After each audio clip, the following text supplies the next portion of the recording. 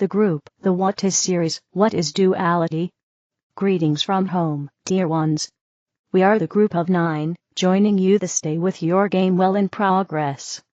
You are moving at the speed of love, which is slightly faster than the speed of light. We continue with our What Is series today. From our perspective, one of the things that we'd like you to see is what you have termed duality. Yes, you have been living in a field of duality for a very long time. We'd like to explain what it looks like from our perspective. We'll explore what the future of duality holds and how it will integrate in new ways. First, let's talk about common dimensionality. Many of you have spoken of living in the 5th dimension after moving out of the 3rd. This raises the question, what happened to the 2nd and 4th dimensions? We'll touch on that briefly, but the most important part is understanding that this is what we call a collective dimension, not multidimensionality. Collective dimensions are where you experience life. The 1st, 2nd, and 3rd dimensions. Let's start at the beginning with the 1st dimension, unity.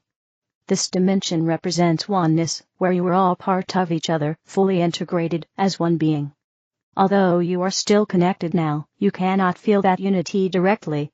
You are connected to everything, which can be beautiful, but it can also be frustrating. As part of your evolution, you desire to grow and experience yourself differently. In unity you are everything, so there is no contrast. To develop that contrast, you left the 1st dimension and passed through the 2nd dimension. The 2nd dimension wasn't a place to stay or evolve. It served as a transition where you received imprints necessary for your growth. The 2nd dimension imprinted you with an ego, a necessary burden to develop a sense of self. Your ego allowed you to see yourself and gave you a sense of identity. However, this can also be challenging because your true self is much larger than what your perception allows. Laws and rules in the 3rd dimension have been straightforward: break a law, face consequences, follow a law, enjoy freedom. These structures worked well in the lower vibrations, but you are now moving beyond them. You are ready to plant the seeds for new ways of being, leading humanity toward a higher vibration. Your energetic bodysuit carries all your experiences, beliefs, and memories, good, bad, and indifferent. In the 3rd dimension, humanity has lived for about 14,000 years, comfortably rooted in its ways. Never before has any group shifted dimensions the way you are now, which is why beings from across the universe are watching Earth. 4th dimensional imprints. The imprint of the 4th dimension introduced you to multidimensionality, your ability to connect with the many aspects of yourself across dimensions. Beyond the 3rd, 4th, and 5th dimensions lies the experience of your 12 aspects, including your higher self, which acts as a bridge to your spiritual essence. Previously, duality kept these dimensions separate, but as the walls between them thin, you begin to perceive more. You may now sense things beyond your usual perception, shadows out of the corner of your eye, or even feel heart-centered connections across dimensions. At times, these experiences may bring fear, because they challenge your understanding. But at other times, they bring excitement about the possibilities. Each perspective offers insight, yet none hold the full truth. You are uncovering the collective truth that emerges through all your aspects, connected through your higher self. Ego, duality, and the 5th dimension. Your ego, imprinted from the 2nd dimension, will need adjustment. Along with ego, you are also imprinted with duality. Duality provided contrast, up/down, good/bad, love/fear, and other opposites. At home, where you are connected to all things, there is no contrast. But in duality everything exists in contrast, which allows you to experience separation and individual expression. Duality has served you well. But as you move into the 5th dimension, the old imprints no longer serve in the same way. These are critical times when you set down footprints for others to follow. Many will observe how you navigate this transition, using your experiences to shape their own paths. You are the first to have the blindfolds removed, playing the game of free choice. Although some of your choices may not seem entirely free, you have chosen to play this game. New opportunities are now emerging in the fifth dimension, offering possibilities that were previously unavailable. Yet, some of your old belief system might hinder you from embracing these opportunities fully. As creator beings, it may be difficult to comprehend that you shape everything around you. The room forms as you open the door, aligning with your expectations. Stories of great masters resonate with you because they reflect the truth of your potential. However, in duality you search for extremes. You remember relationships by how they began or ended, reinforcing the polarities within you. While duality has allowed you to express yourself beautifully, its old structures no longer fit in the same way. What was deemed right or wrong was only ever a collective agreement. These constructs have served you, helping you harmonize and evolve. However, as you step further into the fifth dimension, you are asked to release these strict definitions. Anchoring the fifth dimension. In the fifth dimension, living rigidly by the extremes of duality will prevent you from accessing the new attributes now available to you. Releasing the imprints of duality will help you anchor in the fifth dimension. This does not mean abandoning duality entirely, it still serves a purpose, but you are invited to find new ways of balance and integration. Understanding that duality is just a spectrum without absolute black or white is part of this transformation. Your upbringing in duality makes it challenging to release these imprints, but awareness is the first step. By examining your rules and beliefs, you can stretch into higher vibrational states. Many of you are ahead of the game, seeking comfort amidst the unfolding chaos on Earth. Remember, you carry a unique piece of the puzzle, and anchoring this energy will help others find their way. If you can embrace others with differing beliefs, recognizing them as fellow spirits, you activate your multidimensional capabilities. The shift invites you to live more fluidly, releasing rigid thoughts and embracing new perspectives. Take a breath and anchor your light within your body. Let it flow through you, grounding into the earth. She welcomes your energy, including your negativity, and transforms it much like trees converting carbon dioxide into oxygen. This exchange is natural and supports the Earth's balance. The Earth herself is changing, and you play a crucial role in these shifts. Rebalancing in the fifth dimension. In the fifth dimension, your ego will require rebalancing. Surprisingly, this may mean elevating your ego rather than diminishing it. You are divine beings, though your ego may resist this truth. The universe is built on threes, a concept known to great masters such as Christ and Tesla. These masters understood that magic lies in this trinity. You, too, can harness this knowledge to step into the fifth dimension, leaving behind outdated beliefs from the third dimension. As you search for spirit in others, you may recognize familiar souls behind unfamiliar faces. This is the magic of multidimensional living, finding connections that transcend time and space. It is a beautiful time to be on Earth, and you are the magicians of this grand game. You chose to play as humans on a dense, fearful planet, to anchor the higher vibration of love. Please know that duality is neither good nor bad, it simply is. Your task is to examine your beliefs, stretching into higher vibrational possibilities, by connecting with the love of spirit. You are closer to the shift than you think, anchoring immense love on this planet. We are deeply grateful for your work. You are on a magical path, and we will continue to share tools for living in the fifth dimension. As you release old imprints from the second dimension, you open doors for humanity to follow. Connecting your heart and mind will guide you into a higher reality, where beauty and harmony prevail. Welcome home, dear ones. It is with the greatest honor that we ask you to treat each other with respect, nurture one another, and play well together as you create this new game. We are the group of 9, and we are complete. Espavo. A simple hack for when you feel blue. I want to share a simple hack with you that can help with some of those times when you feel blue. Have you ever noticed that when you feel down, colors appear less vibrant? They seem more washed out, more gray. It's a real thing. And it's caused by the impact of mood on color processing in the brain. Low mood literally washes some of the color out of life. On the flip side, when you feel cheery, colors seem brighter, more full, more vibrant. So here's the simple hack to help raise your mood when you're feeling blue. Make an effort to focus on color. The brighter the better. If you're outside, pick out the different shades of greens in grass and on trees. Try to focus on the brightest bits. It might be difficult at first, but keep at it.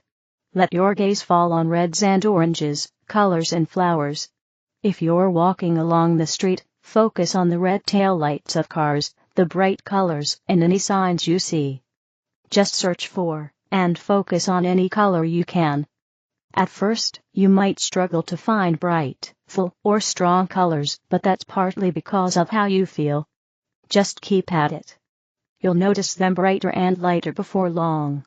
And as you do, hopefully your mood will feel a bit brighter too. Now, there's no science I'm aware of where this hack has been tested.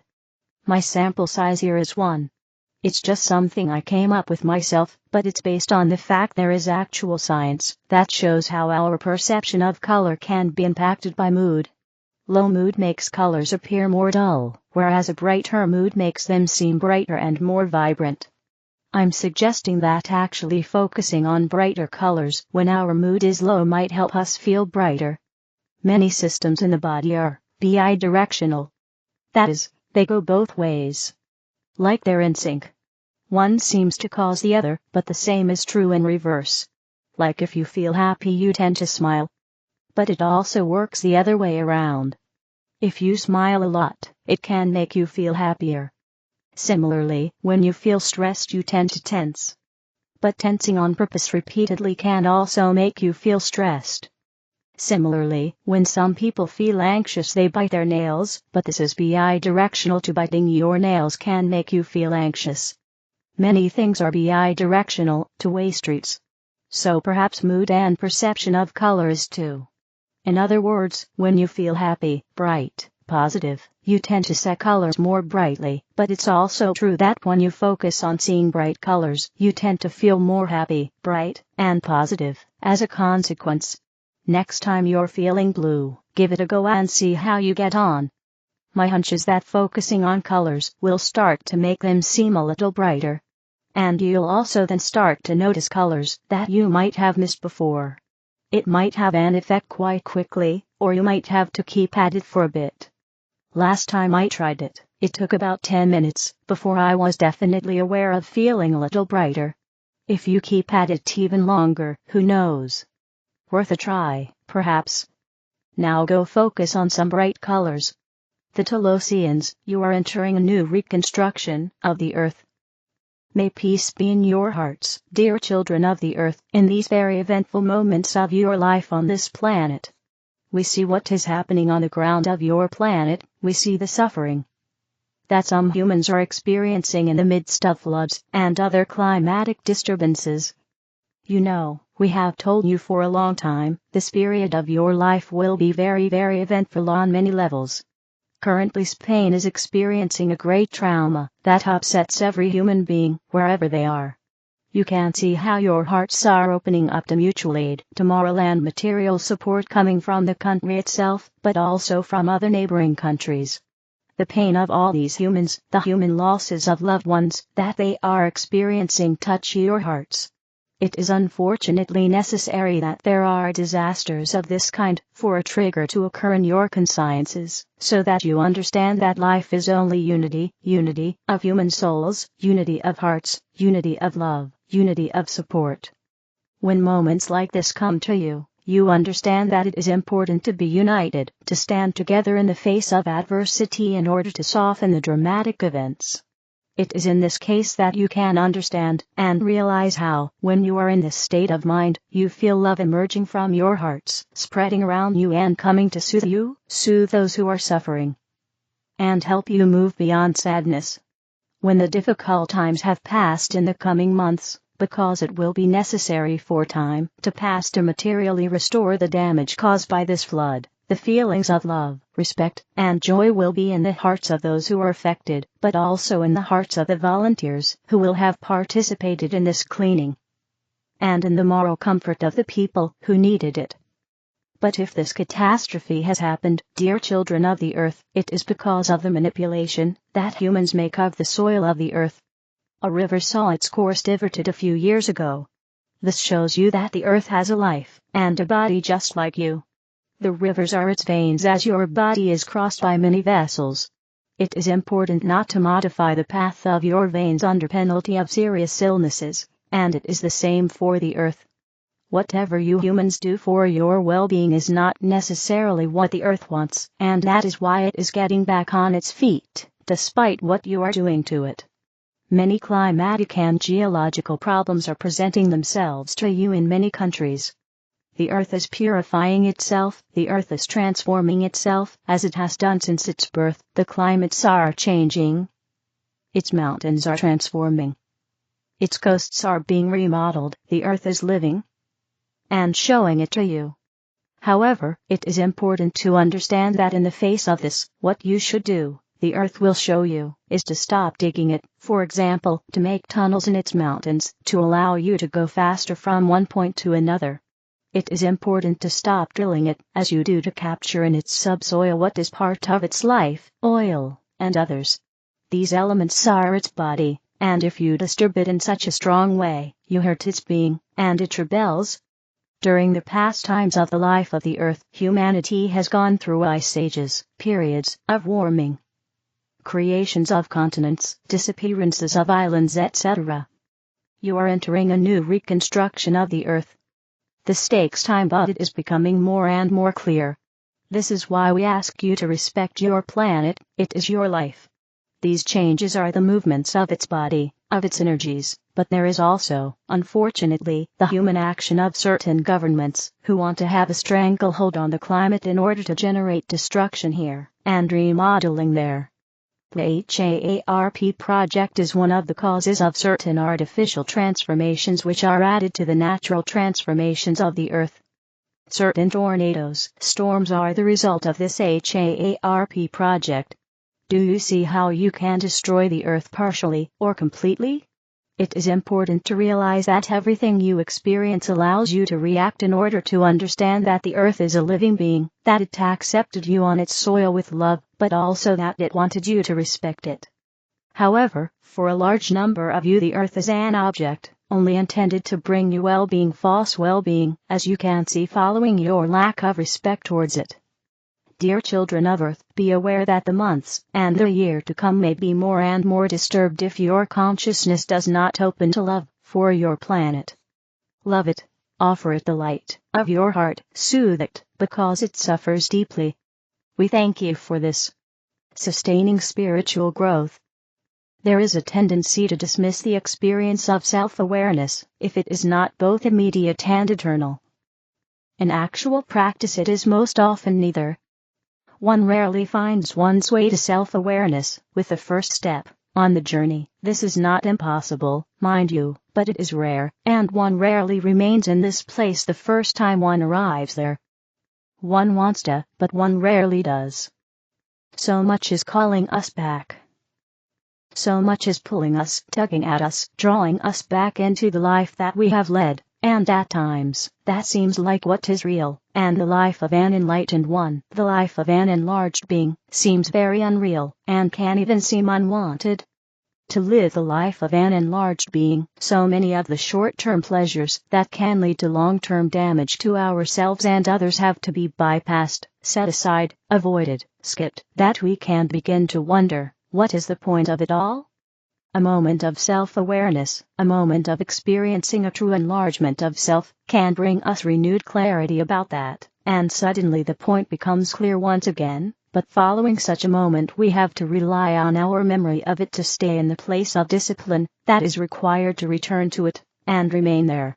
On the surface, the word discipline and the word joy seem to be strange partners. Hard work and bliss do not seem to go side by side. Yet it can be hard work to experience bliss until it is not anymore. There does come a time when the hard work aspect of it falls away. There is a time when we realize that obtaining enlightenment and experiencing bliss is not hard work at all, and that we just thought it was. It is one's attitude that makes the journey hard work, and one's perspective, that makes remaining at journey's end difficult. It is all really quite easy. The first step, then, in sustaining enlargement of the self is to alter one's attitude and perspective, and this can be done quickly with a change of expectation or requirement. Remember, Conversations with God says that requirement does not exist. It is an illusion. The idea that we are required to sustain the experience of soul enlargement forever is just that, an idea. You can change your mind about that and decide that sustaining the experience for just a few moments is just as valuable and noteworthy. This slight shift in perspective alters everything. It suddenly places the experience of enlargement within reach. It is not necessary to sustain the experience of enlargement forever in order to experience it at all. Nor is it necessary in order for your more limited experience to have any value. The value of a less than internal experience of enlargement is that we suddenly know who we really are. We have encountered that experientially. This is miles ahead of our having encountered it intellectually. We have made our grandest idea about ourselves real in our experience. This can make all the difference in the world in terms of our willingness to continue forging ahead in our personal work, moving forward along the path, continuing on our spiritual journey. We've had a taste of honey, and that can be not only instructive, but also explosive, if we don't become too discouraged by the fact that it was temporary. So the first thing that I tell people who wish to move from contentment to enlargement along the path to self-awareness is that even a momentary experience of your larger self is enormously valuable and can be marvelously awakening. So go for the here and now experience and let eternity take care of itself. And what is the fastest way to have the here and now experience? Ironically, it is to not require it to be everywhere and forever. This is, as well, a wonderful insight for persons wanting to create a romantic relationship. Do not worry about promising each other everywhere and forever. Often, such a promise only gets in the way. Let everywhere and forever arrive one at a time. Link together a string of less than internal enlargement experiences, and suddenly you approach the doorway to infinity. I, personally, have set aside my need to have the experience of my enlarged self sustained forever in order for it to be real. I am happy now to create and have the experience for a moment, or two, or an hour, or two, or a day, or two. I have learned that life is a question of balance. As my father used to say, all things in moderation. Enlargement in moderation leads to enlargement forever. In the days when for me it was all, or nothing at all, it was, more often than not, nothing at all. I had set my expectations too high. I had required too much of myself. Now I wonder why I did that. God certainly did not require that of me. I wonder what I was thinking. How little is enough. Just a moment of the experience of enlargement is enough to shift us out of contentment and on to the next step on the path to self-awareness. Earlier it was said that stopping is a sure and certain sign that you are ready to start for good and, ultimately, to sustain the enlargement of self at your new level. Those last 4 words are the key here. At your new level means just that, at the new plateau. At your new plateau you may be able to sustain the experience of your enlarged self for 10 minutes. Or for 10 hours. Or for 10 days. Whatever that is for you, honor it. Do not diminish it, or yourself, because of the process. Rather, embrace it for what it is, move into gratitude for it, and simply seek to create it, whenever it serves, or pleases you, and brings you joy. With love, Source, rayofflight.com. The other videos are in the English video playlist. Help me spread the light, click like, share, and subscribe to the channel. Thank you.